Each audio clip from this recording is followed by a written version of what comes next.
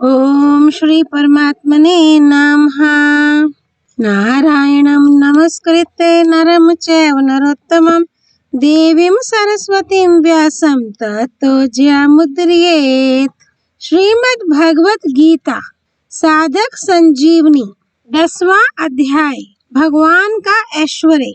अवतरणिका।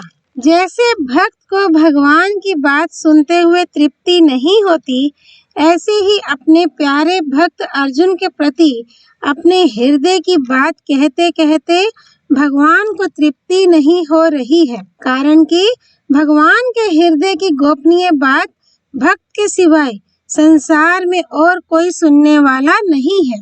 अतः भगवान अर्जुन के बिना पूछे ही कृपा पूर्वक 10वें अध्याय का विषय आरंभ कर देते हैं। श्लोक 1 से 7 भगवान की विभूति और योग का कथन तथा उनको जानने की महिमा। श्लोक 1 श्री भगवान उवाच भूया एव महाबाहो शृणु मे परमं वचः यत् तेऽहं प्रीयमाणाय वक्ष्यामि हितकाम्याय। श्री भगवान बोले, हे महाबाहो अर्जुन, मेरे परम वचन को तुम फिर भी सुनो, जिसे मैं मुझ में अत्यंत प्रेम रखने वाले तुम्हारे लिए हित की कामना से कहूँगा। व्याख्या। सुनने वाला वक्ता में श्रद्धा और प्रेम रखने वाला हो और वक्ता के भीतर सुनने वाले के प्रति कृपा पूर्वक हित भावना हो तो वक्ता के वचन, उसके द्वारा कहा हुआ विषय श्रोता के भीतर अटल रूप से जम जाता है।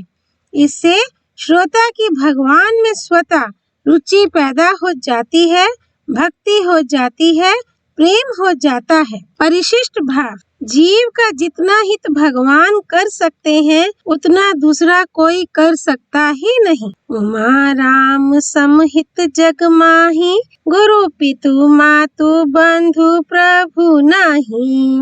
दूसरों की वाणी में तो मतभेद रहता है, पर भगवान की वाणी सर्वसम्मत है। भगवान योग में स्थित होकर गीता कह रहे हैं, अतः उनके वचन विशेष कल्याण करने वाले हैं। भगवान सामान्य रूप से मात्र प्राणियों के परम सुहृद हैं, पर जब कोई व्याकुल होकर उनकी शरण में आता है, तब भगवान के हृदय में उसके हित के विशेष भाव प्रकट होते हैं। जैसे बछड़े के सामने आते ही गाय के शरीर में रहने वाला दूध उसके थन्नों में आ जाता है। परम वचन के विषय में जिसे मैं आगे कहूँगा, मेरे सिवाय पूरा बताने वाला अन्य कोई नहीं मिल सकता। इसका कारण क्या है, इसे भगवान आगे के श्लोक में बताते हैं। श्लोक 2 नामे विदुहा सुरगणः प्रभवं न महर्षयः अहम् आदिर्हि देवानां महर्षीणां च सर्वशः। मेरे प्रकट होने को न देवता जानते हैं और न महर्षि, क्योंकि मैं सब प्रकार से देवताओं का और महर्षियों का आदि हूँ। व्याख्या। यद्यपि देवताओं के शरीर, बुद्धि, लोक, सामग्री आदि सब दिव्य हैं, तथापि वे मेरे प्रकट होने को नहीं जानते। तात्पर्य है कि मेरा जो विश्व रूप से प्रकट होना है, मत्स्य, कच्छप आदि अवतार रूप से प्रकट होना है, सृष्टि में क्रिया, भाव और विभूति रूप से प्रकट होना है, ऐसे मेरे प्रकट होने के उद्देश्य को, लक्ष्य को, हेतुओं को देवता भी पूरा नहीं जानते। मेरे प्रकट होने को पूरा जानना तो दूर रहा, उनको तो मेरे दर्शन भी बड़ी कठिनता से होते हैं। इसलिए वे मेरे दर्शन के लिए हरदम ललायित रहते हैं। ऐसे ही जिन महर्षियों ने अनेक ऋचाओं को, मंत्रों को, विद्याओं को, विलक्षण शक्तियों को प्रकट किया है, जो संसार से ऊंचे उठे हुए हैं, जो दिव्य अनुभव से युक्त हैं, जिनके लिए कुछ करना, जानना और पाना बाकी नहीं रहा है, ऐसे तत्वज्ञ जीवन मुक्त महर्षि लोग भी मेरे प्रकट होने को अर्थात मेरे अवतारों को, अनेक प्रकार की लीलाओं को, मेरे महत्व को पूरा नहीं जानते। यहाँ भगवान ने देवता और महर्षि इन दोनों का नाम लिया है। इसमें ऐसा मालूम देता है कि ऊंचे पद की दृष्टि से देवता का नाम और ज्ञान की दृष्टि से महर्षि का नाम लिया गया है। इन दोनों का मेरे प्रकट होने को न जानने में कारण यह है कि मैं देवताओं और महर्षियों का सब प्रकार से आदि हूँ। उनमें जो कुछ बुद्धि है, शक्ति है, सामर्थ्य है, पद है, प्रभाव है, महत्ता है, वह सब उन्होंने मेरे से ही प्राप्त की है। अतः मेरे से प्राप्त किए हुए प्रभाव, शक्ति, सामर्थ्य आदि से वे मेरे को पूरा कैसे जान सकते हैं? अर्थात नहीं जान सकते। जैसे बालक जिस माँ से पैदा हुआ है उस माँ के विवाह को और अपने शरीर के पैदा होने को नहीं जानता, ऐसे ही देवता और महर्षि मेरे से ही प्रकट हुए हैं। अतः वे मेरे प्रकट होने को और अपने कारण को नहीं जानते। कार्य अपने कारण में लीन तो हो सकता है पर उसको जान नहीं सकता।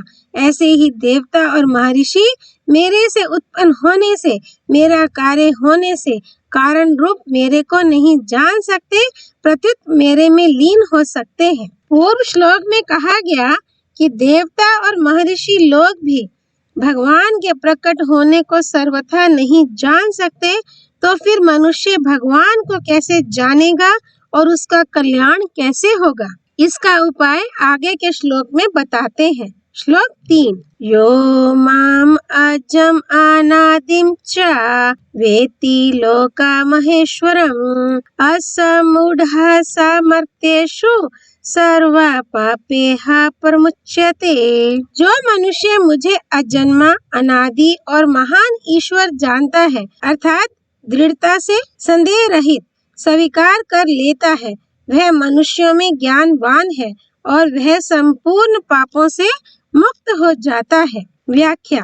भगवान को अज, अविनाशी और लोक महेश्वर जानने से मनुष्य पापों से मुक्त कैसे होगा? जिसने अपने सहित सारे संसार के मालिक भगवान को दृढ़ता से मान लिया है और संसार की क्षण भंगुरता को तत्व से ठीक जान लिया है, उसका संसार में मैं और मेरापन रह ही नहीं सकता, प्रत्युत एकमात्र भगवान में ही अपनापन हो जाता है। तो फिर वह पापों से मुक्त नहीं होगा तो और क्या होगा? ऐसा मूढ़ता रहित मनुष्य ही भगवान को तत्व से अज, अविनाशी और लोक महेश्वर जानता है और वही सब पापों से मुक्त हो जाता है। उसके क्रियमान, संचित आदि संपूर्ण कर्म नष्ट हो जाते हैं। मनुष्य को इस वास्तविकता का अनुभव करने की आवश्यकता है, केवल तोते की तरह सीखने की आवश्यकता नहीं। तोते की तरह सीखा हुआ ज्ञान पूरा काम नहीं देता। असमूढ़ता क्या है? संसार, शरीर किसी के भी साथ कभी रह नहीं सकता तथा कोई भी संसार के साथ कभी रह नहीं सकता और परमात्मा किसी से भी अलग नहीं हो सकते और कोई भी परमात्मा से कभी अलग नहीं हो सकता। ये वास्तविकता है। इस वास्तविकता को ना जानना ही समूढ़ता है और इसको यथार्थ जानना ही असमूढ़ता है। यह असमूढ़ता जिसमें रहती है वह मनुष्य असमूढ़ कहा जाता है। ऐसा असमूढ़ मनुष्य भगवान के सगुण, निर्गुण, साकार, निराकार रूप को तत्व से जान लेता है तो उसे भगवान की लीला, रहस्य, प्रभाव, ऐश्वर्य आदि में किंचिन मात्र भी संदेह नहीं रहता। पहले श्लोक में भगवान ने जिस परम वचन को सुनने की आज्ञा दी थी उसको अब आगे के 3 श्लोकों में बताते हैं। श्लोक 4 और 5। बुद्धिर्ज्ञानम असमोहा क्षमा सत्यम दमः शमः सुखम दुःखम भवो भवो भयं चाभ्यम एव च अहिंसा समता तुष्टिस्तपो दानं यशो यशः भवन्ति भावभूतानां मता एव पृथग्विधा।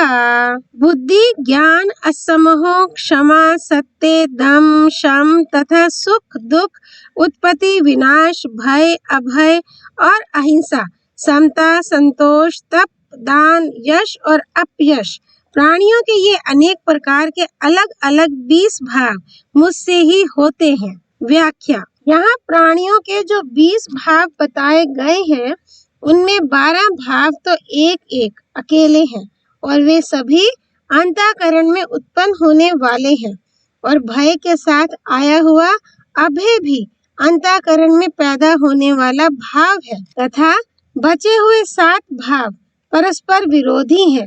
उनमें से भव, उत्पत्ति, अभाव, यश और अयश, ये 4 तो प्राणियों के पूर्वकृत कर्मों के फल हैं, और सुख दुख तथा भय ये 3 मूर्खता के फल हैं। इस मूर्खता को मनुष्य मिटा सकता है। यहाँ प्राणियों के 20 भावों को अपने से पैदा हुए और अपनी विभूति बताने में भगवान का तात्पर्य है कि ये 20 भाव तो पृथक पृथक है, पर इन सब भावों का आधार मैं एक ही हूँ। इन सब के मूल में मैं ही हूँ। ये सभी मेरे से ही होते हैं एवं मेरे से ही सत्ता स्फूर्ति पाते हैं। विशेष बात, साधक संसार को कैसे देखे? ऐसे देखे कि संसार में जो कुछ क्रिया, पदार्थ, घटना आदि है, वह सब भगवान का रूप है। चाहे उत्पत्ति हो, चाहे प्रलय हो, चाहे अनुकूलता हो, चाहे प्रतिकूलता हो, चाहे अमृत हो, चाहे मृत्यु हो, चाहे स्वर्ग हो, चाहे नरक हो, ये सब भगवान की लीला है। भगवान की लीला में बाल कांड भी है, अयोध्या कांड भी है, अरण्य कांड भी है और लंका कांड भी है। पुरियों में देखा जाए तो अयोध्यापुरी में भगवान का प्राकट्य है, राजा रानी और प्रजा का वात्सल्य भाव है। जनकपुरी में राम जी के प्रति राजा जनक, महारानी सुनैना और प्रजा के विलक्षण विलक्षण भाव है। वे राम जी को दामाद रूप से खिलाते हैं, विनोद करते हैं। वन में, अरण्य कांड में भक्तों का मिलना भी है और राक्षसों का मिलना भी। लंकापुरी में युद्ध होता है, मार काट होती है, खून की नदियां बहती हैं। इस तरह अलग अलग पुरियों में, अलग अलग कांडों में भगवान की तरह तरह की लीलाएं होती हैं, परंतु तरह तरह की लीलाएं होते हुए भी रामायण एक है और ये सभी लीलाएं एक ही रामायण के अंग है तथा इन अंगों से रामायण सांगोपांग होती है। ऐसे ही संसार में प्राणियों के तरह तरह के भाव हैं, क्रियाएं हैं। कहीं पर कोई हंस रहा है तो कहीं पर कोई रो रहा है, कहीं पर विद्वानों की गोष्ठी हो रही है तो कहीं पर आपस में लड़ाई हो रही है, कोई जन्म ले रहा है तो कोई मर रहा है, आदि आदि जो विविध भांति की चेष्टाएं हो रही हैं, वे सब भगवान की लीलाएं हैं। लीलाएं करने वाले ये सब भगवान के रूप है। इस प्रकार भक्त की दृष्टि हरदम भगवान पर ही रहनी चाहिए, क्योंकि इन सब के मूल में एक परमात्म तत्व ही है। परिशिष्ट भाव, ज्ञान की दृष्टि से तो सभी भाव प्रकृति से होते हैं, पर भक्ति की दृष्टि से सभी भाव भगवान से होते हैं। भगवान में तो ये भाव निरंतर रहते हैं, पर जीव में अपरा के संग से आते जाते रहते हैं। भगवान से उत्पन्न होने के कारण सभी भाव भगवत स्वरूप ही है। जैसे हाथ एक ही होता है पर उसमें अंगुलियां अलग अलग होती हैं, ऐसे ही भगवान एक ही है पर उनसे प्रकट होने वाले भाव अलग अलग हैं। एक ही भगवान में अनेक प्रकार के परस्पर विरुद्ध भाव एक साथ रहते हैं। श्लोक 6, महर्ष्याः सप्त पूर्वे चत्वारो मानवस्तथा मद्भावा मानसा जाता येषां लोका इमहा प्रजः। 7 महर्षि और उनसे भी पहले होने वाले 4 सनकादि तथा 14 मनु, ये सब के सब मेरे मन से पैदा हुए हैं और मुझ में भाव श्रद्धा भक्ति रखने वाले हैं, जिनकी संसार में ये संपूर्ण प्रजा है। व्याख्या, पीछे के 2 श्लोकों में भगवान ने प्राणियों के भाव रूप से 20 विभूतियां बताई। अब इस श्लोक में व्यक्ति रूप से 25 विभूतियां बता रहे हैं, जो कि प्राणियों में विशेष प्रभावशाली और जगत की कारण है। जो दीर्घ आयु वाले, मंत्रों को प्रकट करने वाले, ऐश्वर्यवान, दिव्य दृष्टि वाले, गुण विद्या आदि से वृत, धर्म का साक्षात करने वाले और गोत्रों के प्रवर्तक हैं। ऐसे 7 गुणों से युक्त ऋषि सप्त ऋषि कहे जाते हैं। मरीचि, अंगिरा, अत्रि, पुलस्त्य, पुलह, क्रतु और वशिष्ठ, ये सातों ऋषि सातों ही गुणों से युक्त हैं। ये सातों ही वेद वेता हैं, वेदों के आचार्य माने गए हैं, प्रवृत्ति धर्म का संचालन करने वाले हैं और प्रजापति के कार्य में नियुक्त किए गए हैं। इन्हीं 7 ऋषियों को यहाँ महर्षि कहा गया है। सनक, सनंदन, सनातन और सनत कुमार ये चारों ही ब्रह्मा जी के तप करने पर सबसे पहले प्रकट हुए हैं। ये चारों भगवत स्वरूप हैं। सबसे पहले प्रकट होने पर भी ये चारों सदा 5 वर्ष की अवस्था वाले बालक रूप में ही रहते हैं। ये तीनों लोकों में भक्ति, ज्ञान और वैराग्य का प्रचार करते हुए घूमते रहते हैं। इनकी वाणी से सदा हरि शरणम का उच्चारण होता रहता है। ये भगवत कथा के बहुत प्रेमी हैं। अतः इन चारों में से एक वक्ता और 3 श्रोता बनकर भगवत कथा करते और सुनते रहते हैं। ब्रह्मा जी के एक दिन कल्प में 14 मन्नु होते हैं। ब्रह्मा जी के वर्तमान कल्प के स्वयंभू, स्वारोचिष, उत्तम, तामस, रैवत, चाक्षुष, वैवस्वत, सावरणी, दक्ष सावरणी, ब्रह्म सावरणी, धर्म सावरणी, रुद्र सावरणी, देव सावरणी और इंद्र सावरणी नाम वाले 14 मन्नु हैं। ये सभी ब्रह्मा जी की आज्ञा से सृष्टि के उत्पादक और प्रवर्तक हैं। मात्र सृष्टि भगवान के संकल्प से पैदा होती है, परंतु यहाँ सप्तऋषि आदि को भगवान के मन से पैदा हुआ कहा है। इसका कारण ये है कि सृष्टि का विस्तार करने वाले होने से सृष्टि में इनकी प्रधानता है। दूसरा कारण ये है कि ये सभी ब्रह्मा जी के मन से अर्थात संकल्प से पैदा हुए हैं। स्वयं भगवान ही सृष्टि रचना के लिए ब्रह्मा रूप से प्रकट हुए हैं। अतः 7 महर्षि, 4 सनकादि और 14 मन्नु, इन 25 को ब्रह्मा जी के मानस पुत्र कहें अथवा भगवान के मानस पुत्र कहें, एक ही बात है। संसार में 2 तरह की प्रजा है, स्त्री पुरुष के संयोग से उत्पन्न होने वाली और शब्द से, दीक्षा, मंत्र, उपदेश आदि से उत्पन्न होने वाली। संयोग से उत्पन्न होने वाली प्रजा बिंदुज कहलाती है और शब्द से उत्पन्न होने वाली प्रजा नादज कहलाती है। बिंदुज प्रजा पुत्र परंपरा से और नादज प्रजा शिष्य परंपरा से चलती है। सप्तऋषियों और 14 मनुओं ने तो विवाह किया था, अतः उनसे उत्पन्न होने वाली प्रजा बिंदुज है, परंतु सनकादिकों ने विवाह किया ही नहीं, अतः उनसे उपदेश प्राप्त करके पारमार्थिक मार्ग में लगने वाली प्रजा नादज है। निवृत्ति प्रायण होने वाले जितने संत महापुरुष पहले हुए हैं, अभी हैं और आगे होंगे, वे सब उपलक्षण से उनकी ही नादज प्रजा है। अब भगवान आगे के श्लोक में उनको तत्व से जानने का फल बताते हैं। श्लोक 7। एतां विभूतिं योगं चामायो वेति तत्वतः सो अविकल्पेन योगेन युज्यते नात्र संशयः। जो मनुष्य मेरी इस विभूति को और योग सामर्थ्य को तत्व से जानता है, अर्थात दृढ़ता पूर्वक संदेह रहित स्वीकार कर लेता है, वह अविचल भक्ति योग से युक्त हो जाता है। इसमें कुछ भी संशय नहीं है। विभूति नाम भगवान के ऐश्वर्य का है और योग नाम भगवान की अलौकिक विलक्षण शक्ति अनंत सामर्थ्य का है। तात्पर्य यह हुआ कि भगवान की शक्ति का नाम योग है और उस योग से प्रकट होने वाली विशेषताओं का नाम विभूति है। विशेष बात, जब मनुष्य भोग बुद्धि से भोग भोगता है, भोगों से सुख लेता है, तब अपनी शक्ति का ह्रास और भोग्य वस्तु का विनाश होता है।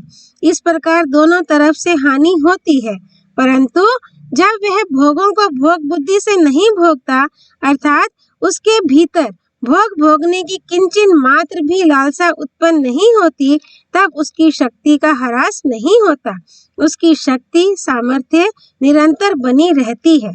वास्तव में भोगों के भोगने में सुख नहीं है, सुख है भोगों के संयम में। ये संयम 2 तरह का होता है, दूसरों पर शासन रूप संयम और अपने पर शासन रूप संयम। दूसरों पर शासन रूप संयम का तात्पर्य है दूसरों का दुख मिट जाए और वे सुखी हो जाएं। इस भाव से दूसरों को उन्मार्ग से बचाकर सन्मार्ग पर लगाना। अपने पर शासन रूप संयम का तात्पर्य है अपने स्वार्थ तथा अभिमान का त्याग करना और स्वयं किंचित मात्र भी सुख ना भोगना। इन्हीं दोनों संयमों का नाम योग अथवा प्रभाव है। ऐसा योग अथवा प्रभाव सर्वोपरि परमात्मा में स्वतः स्वाभाविक होता है, दूसरों में ये साधन साध्य होता है। आदमी काम करते करते थक जाता है तो विश्राम करने से फिर काम करने की शक्ति आ जाती है। बोलते बोलते थक जाता है तो चुप होने से फिर बोलने की शक्ति आ जाती है। जीते जीते आदमी मर जाता है तो फिर जीने की शक्ति आ जाती है। स्वर्ग में शक्ति क्षीण होती है और परले में शक्ति का संचय होता है। तात्पर्य ये हुआ कि प्रकृति के संबंध से शक्ति क्षीण होती है और उससे संबंध विच्छेद होने पर महान शक्ति आ जाती है। संसार में क्रिया और पदार्थ निरंतर परिवर्तनशील है। इनमें जो कुछ विशेषता दिखती है वह स्थायी रूप से व्यापक परमात्मा की ही है। जहाँ जहाँ विलक्षणता, अलौकिकता आदि दिखे वहाँ वहाँ वस्तु, व्यक्ति आदि की ही विलक्षणता मानने से मनुष्य उसी में उलझ जाता है और मिलता कुछ नहीं। कारण कि वस्तुओं में जो विलक्षणता दिखती है वह उस अपरिवर्तनशील परमात्म तत्व की ही झलक है, परिवर्तनशील वस्तु की नहीं। इस प्रकार उस मूल तत्व की तरफ दृष्टि जाना ही उसे तत्व से जानना अर्थात श्रद्धा से दृढ़ता पूर्वक मानना है। भगवान को तत्व से जान लेने के बाद उनके सामने लौकिक दृष्टि से किसी तरह की विलक्षणता आ जाए तो वह साधक पर प्रभाव नहीं डाल सकेगी। उसकी दृष्टि उस विलक्षणता की तरफ ना जाकर भगवान की तरफ ही जाएगी। ओम तत्सत। धर्म की जय हो, अधर्म का नाश हो, प्राणियों में सद्भावना हो, विश्व का कल्याण हो। पार्थसारथी भगवान श्री कृष्ण की जय। भगवत वाणी श्रीमद् भगवत गीता की जय। श्री हरि अर्पणमस्तु।